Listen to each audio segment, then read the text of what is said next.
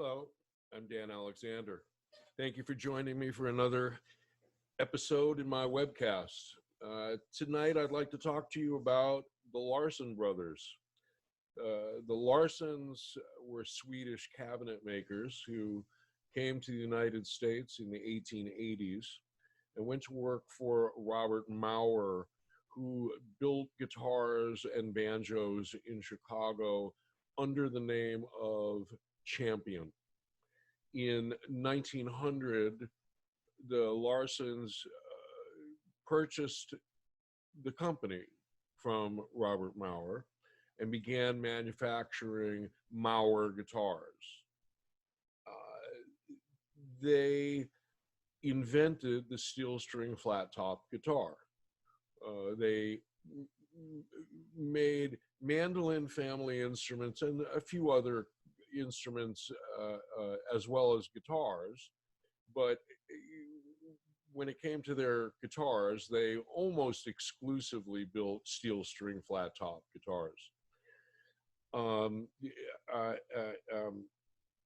They never built an instrument that said Larson on it.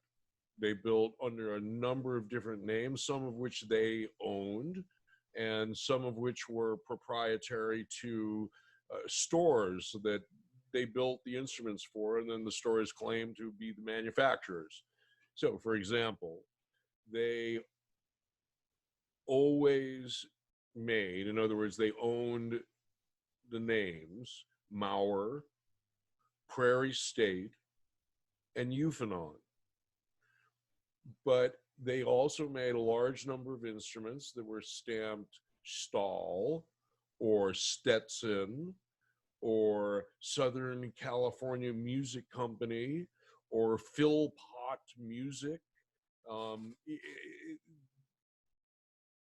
They made these instruments, and then either there were labels or there were stamps on the inside of the supposed manufacturers, when in fact they were made by the Larsons.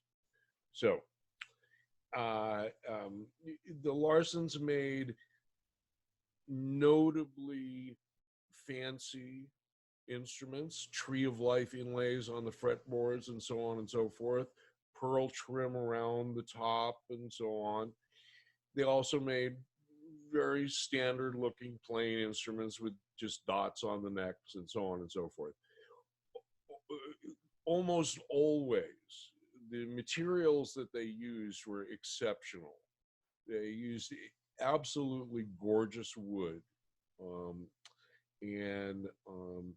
They built a lot of instruments for performers on WLS radio in Chicago. Those included Gene Autry and Les Paul, and Patsy Montana. Roy Rogers had a Larson instrument. There were a lot of other performers on WLS that are a little less well known than those people, and many of them had instruments made by the Larsons.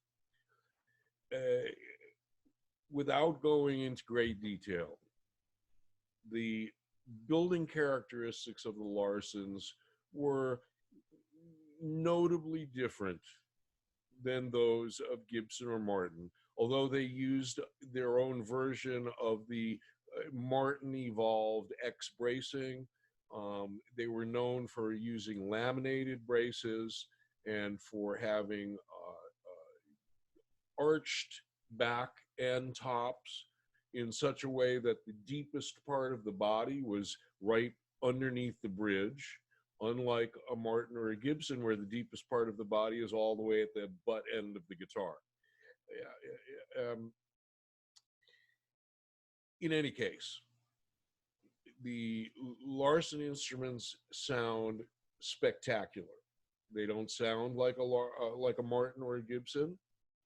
They have a tremendous amount of harmonic overtones, and they are fantastic. If you have the opportunity to play one, or to buy one, by all means, check it out, because you will rarely find an instrument as good as your normal Larson guitar. And if you have one for sale, please feel free to give me a call. All right. Thank you very much. Please do me a big favor and subscribe. Really appreciate it. Have a great day.